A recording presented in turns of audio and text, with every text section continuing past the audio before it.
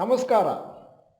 ಇವತ್ತಿನ ಈ ವಿಡಿಯೋದ ವಿಷಯ LIC ಷೇರುದಾರರಿಗೆ ಸಿಹಿ ಸುದ್ದಿ. ನಾನು ಡಾಕ್ಟರ್ ಭರತ್ ಚಂದ್ರ. ವಿಡಿಯೋಗಳ ಉದ್ದೇಶ ಕನ್ನಡಿಗರ ಫೈನಾನ್ಷಿಯಲ್ ಎಜುಕೇಶನ್. ಇವತ್ತು ನಾನು 2 ಟಾಪಿಕ್ಗಳನ್ನು ಕವರ್ ಮಾಡ್ತಾ ಇದ್ದೇನೆ, ಕೊನೆವರೆಗೂ ನೋಡಿ. ಟಾಪಿಕ್ ನಂಬರ್ 1, LIC ಷೇರುದಾರರಿಗೆ ಸಿಹಿ ಸುದ್ದಿ. ಯಾಕಂದ್ರೆ LIC ಅವರು ಅನೌನ್ಸ್ ಮಾಡಿದ್ದಾರೆ, ಸೇಬಿಯವರು ಇನ್ನೂ 3 ವರ್ಷ ಸಮಯ ಕೊಟ್ಟಿದ್ದಾರೆ ಅವರ 10% ಪಬ್ಲಿಕ್ ಶೇರ್ ಹೋಲ್ಡಿಂಗ್ ಅನ್ನು ಮಾರಿಕೊಳ್ಳಲಿಕ್ಕೆ. ರಿವೈಸ್ ಟೈಮ್ ಲೈನ್ ಪ್ರಕಾರ LIC ಅವರು 10% ಟೋಟಲ್ ಪಬ್ಲಿಕ್ ಶೇರ್ ಹೋಲ್ಡಿಂಗ್ ಅನ್ನು ಬಿಫೋರ್ May 16, 2027 ವರೆಗೂ ಪೋಸ್ಟ್ಪೋನ್ ಮಾಡಬಹುದು. ಸಾಮಾನ್ಯವಾಗಿ minimum public share holding norms mandate ಏನ್ ಹೇಳುತ್ತೆ ಅಂತಂದ್ರೆ ಅಟ್ಲೀಸ್ಟ್ 25% ಪಬ್ಲಿಕ್ ಫ್ಲೋಟ್ ಇರಬೇಕು ಎಲ್ಲ ಲಿಸ್ಟೆಡ್ ಕಂಪನಿಗಳಲ್ಲಿ. LIC IPO ಬಂದದ್ದು May 2022ರಲ್ಲಿ. ಸರ್ಕಾರದವರು ಆ ಸಮಯದಲ್ಲಿ 3.5% ಸ್ಟೇಕ್ ಅನ್ನ ಮಾರ್ಕೊಂಡ್ರು 21,000 ಕೋಟಿ ಇಶ್ಯೂ ಅಲ್ಲಿ. LIC ಶೇರುಗಳು ಚೆನ್ನಾಗಿ ಪರ್ಫಾರ್ಮ್ ಮಾಡಲಿಲ್ಲ ಲಿಸ್ಟಿಂಗ್ ಆದ್ಮೇಲೆ. Between May 2022 and January 2024 LIC ಶೇರುಗಳು IPO ಪ್ರೈಸ್ಗಿಂತ ಕೆಳಗಡೆ ಟ್ರೇಡ್ ಮಾಡ್ತಾ ಇದ್ವು. IPO ಇಶ್ಯೂ ಪ್ರೈಸು 949 ಇತ್ತು. ಆದರೆ ರಿಟೇಲ್ ಶೇರ್ ಹೋಲ್ಡರ್ಸ್ಗೆ ಒಂದಷ್ಟು ಡಿಸ್ಕೌಂಟ್ ಕಟ್ಟಿದ್ರು, 45 ರೂಪಾಯಿ. ಅಲ್ಲಿಗೆ cost of the issue was 904. As on March 2024ರಲ್ಲಿ LIC ಅವರ ಹತ್ರ ಗವರ್ಮೆಂಟ್ ಸ್ಟೇಕು 96.5% ಇದೆ. ಇನ್ನು 6.5% ಸ್ಟೇಕ್ಸ್ ನ ಅವರು ಡೈಲ್ಯೂಟ್ ಮಾಡ್ಕೋಬೇಕು, ಟೋಟಲ್ 10% ಮಿನಿಮಮ್ ಶೇರ್ ಹೋಲ್ಡಿಂಗ್. ಈ ರೀತಿ 6.5% ಸ್ಟೇಕ್ ನ ಡೈಲ್ಯೂಟ್ ಮಾಡ್ಕೊಳ್ಳಿಕ್ಕೆ ಇನ್ನೂ 3 ವರ್ಷ ಸಮಯ ಇದೆ ಅಂತ ನ್ಯೂಸ್ ಬಂದ್ಮೇಲೆ LIC ಶೇರುಗಳು ಇವತ್ತು 5% ವ್ಯಾಲಿಯನ್ನು ಕಂಡು. ಯಾಕಂದ್ರೆ ಷೇರುದಾರರಿಗೆ ಒಂದು ತರ ಟೆಂಪರರಿ ರಿಲೀಫ್ ಸಿಕ್ತು. ಸರ್ಕಾರ ಏನಾದರೂ ಪೋಸ್ಟ್ಪೋನ್ ಮಾಡದೇ ಇದ್ದಿದ್ರೆ ಆ ಡಿಸಿಷನ್ ಇಂದಾಗಿ ಮಾರುಕಟ್ಟೆಯಲ್ಲಿ LIC ಶೇರುಗಳು ಬಹಳ ರೀತಿಯಲ್ಲಿ ಸಪ್ಲೈ ಇರ್ತಿತ್ತು, ಅದರಿಂದಾಗಿ ಡಿಮಾಂಡ್ ಕಮ್ಮಿ ಆಗ್ತಿತ್ತು ಮತ್ತು LIC ಶೇರುಗಳು ಇನ್ನೊಂದಷ್ಟು ಕೆಳಗೆ ಹೋಗುವಂತ ಸಾಧ್ಯತೆಗಳಿತ್ತು. ಆದ್ದರಿಂದ LIC ಶೇರುಗಳು ವೀಕ್ ಆಗುವಂತ ಚಾನ್ಸಸ್ ಕೂಡ ಇತ್ತು. ಈಗ LICಗೆ 3 ವರ್ಷ ಪೋಸ್ಟ್ಪೋನ್ಮೆಂಟ್ ಸಿಕ್ಕಿದೆ. ಮತ್ತೆ ಸರ್ಕಾರದವರು ನಿಧಾನವಾಗಿ ತಮ್ಮ ಸ್ಟೇಕ್ ಅನ್ನು ಮಾರ್ಕೋಬಹುದು. ಅದರಿಂದಾಗಿ ಅಷ್ಟು ಇಂಪ್ಯಾಕ್ಟ್ ಆಗದೇ ಇರಬಹುದು LICಯ ಪ್ರೈಸ್ ನ ಮೇಲೆ ಮುಂದಿನ ಕೆಲವು ದಿನಗಳಲ್ಲಿ. ಸೇಬಿ ರೆಗ್ಯುಲೇಷನ್ ಏನ್ ಹೇಳುತ್ತೆ ಅಂತಂದ್ರೆ ಎಲ್ಲಾ ಲಿಸ್ಟೆಡ್ ಕಂಪನಿಗಳಲ್ಲಿ ಪಬ್ಲಿಕ್ ಫ್ಲೋಟ್ 25% ಇರಬೇಕು. LICಲಿ ಈಗಾಗಲೇ ಪಬ್ಲಿಕ್ ಫ್ಲೋಟ್ ಇರುವಂತದ್ದು 3.5, ಅದನ್ನು 10% ತರಬೇಕು ಅಂತ ಹೇಳಿದ್ದಾರೆ. ಮತ್ತೆ ಅದಕ್ಕೆ ಸರ್ಕಾರದವರು ಒಂದಷ್ಟು ಕನ್ಸೆಷನ್ ಅನ್ನು ಕೊಟ್ಟಿದ್ದಾರೆ 2032ನೇ ಇಸ್ವಿವರೆಗೂ. ಡಿಸೆಂಬರ್ 2023ರಲ್ಲಿ ಫೈನಾನ್ಸ್ ಮಿನಿಸ್ಟ್ರಿ ಅವರು LICಗೆ ಎಕ್ಸಂಪ್ಷನ್ ಕೊಟ್ಟಿದ್ರು 25% MPS norms until 2032.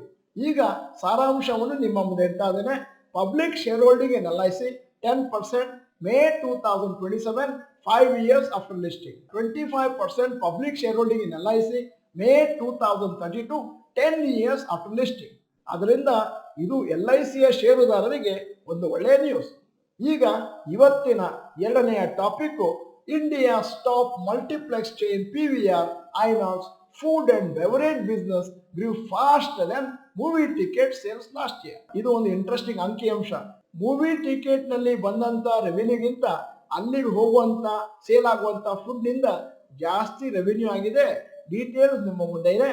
2022-23ರಲ್ಲಿ movie ticket sales 2751 ಕೋಟಿ, ಫುಡ್ ಅಂಡ್ ಬೆವರೇಜಸ್ ಸೇಲ್ಸ್ 1618 ಕೋಟಿ.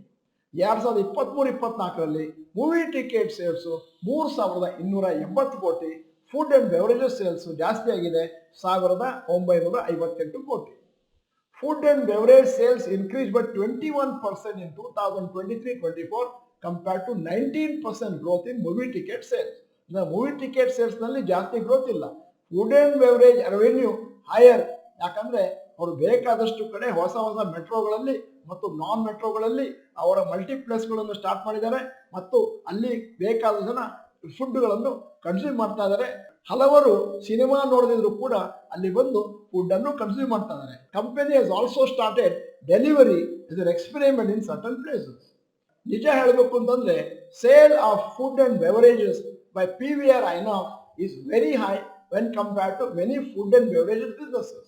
ಇದು additional focus food sales help the PVR INOX manage dull sales from movie tickets. ಕಳೆದ ಒಂದೆರಡು ವರ್ಷದಲ್ಲಿ ಅಂತ ಹೇಳಿಕೊಳ್ಳುವಂತ ಸೂಪರ್ ಹಿಟ್ ಮೂವೀಸ್ ಯಾವುದು ಬರದೇ ಇರೋದ್ರಿಂದ ಟಿಕೆಟ್ ಸೇಲ್ಸ್ ಕಮ್ಮಿ ಆಗಿದೆ. ಈಗ sales of top food and beverage companies Jubilant food works, Domino's 4010 ಕೋಟಿ 9 ತಿಂಗಳಲ್ಲಿ, ನಾನು ಮಾತಾಡ್ತಿರೋದು 2023-24. Devyani international, KFC, Pizza Hut 3556 ಕೋಟಿ, Sapphire Foods, KFC, Pizza Hut 2594 ಕೋಟಿ, west life food world, McDonald's 2410 ಕೋಟಿ, restaurant brands Asia, Burger King 1854 crores 9 months, PVR INOX 1958 ಕೋಟಿ. PVR INOX ಅವರು ಬೇಕಾದಷ್ಟು ಹೊಸ ಆಫರ್ಗಳನ್ನು ಕೊಟ್ಟಿದ್ದಾರೆ ಫುಡ್ ಈಟರ್ಸ್ಗೆ ಅವರ ಜಾಯಿಂಟ್ಗಳಲ್ಲಿ ಅವರ ಸೇಲ್ಸ್ ಅನ್ನು ಇಂಪ್ರೂವ್ ಮಾಡ್ಲಿಕ್ಕೋಸ್ಕರ. ಅದರ ಉದ್ದೇಶ ಏನು ಅಂತಂದ್ರೆ ಪರ್ ಹೆಡ್ ಒಬ್ಬ ಸಿನಿಮಾ ನೋಡ್ಲಿಕ್ಕೆ ಬಂದವರು ಅವರ ಫುಡ್ ಕನ್ಸಂಪ್ಷನ್ ಜಾಸ್ತಿ ಆಗಬೇಕು, ಪರ್ಸೆಂಟೇಜ್ ಅಲ್ಲಿ ಜಾಸ್ತಿ ಆಗಬೇಕು. ಸದ್ಯದ ಮಟ್ಟಿಗೆ ನಿಮಗೆಲ್ಲ ಗೊತ್ತಿದ್ದ ಹಾಗೆ ಬೇಕಾದಷ್ಟು OTT ಪ್ಲಾಟ್ಫಾರ್ಮ್ಗಳು ಬಂದಿದ್ದಾವೆ, ನೆಟ್ಫ್ಲಿಕ್ಸ್, ಅಮೆಜಾನ್ ಇತ್ಯಾದಿ. ಅದರಿಂದ ಸುಮಾರು ಜನ ಮೂವಿಗೆ ಹೋಗ್ತಾ ಇಲ್ಲ. ಆದ್ದರಿಂದ ನಮ್ಮ ಮೂವಿ ಟಿಕೆಟ್ ನಲ್ಲಿ ಅದೇನು ಒಂದಷ್ಟು ರೆವಿನ್ಯೂ ಕಮ್ಮಿ ಆಗಿದೆ, ಅದನ್ನ ಫುಡ್ ನಲ್ಲಿ ಗಳಿಸಬೇಕು ಅನ್ನುವಂಥದ್ದು ಐನಾಕ್ಸ್ ಅವರ ಐಡಿಯಾ.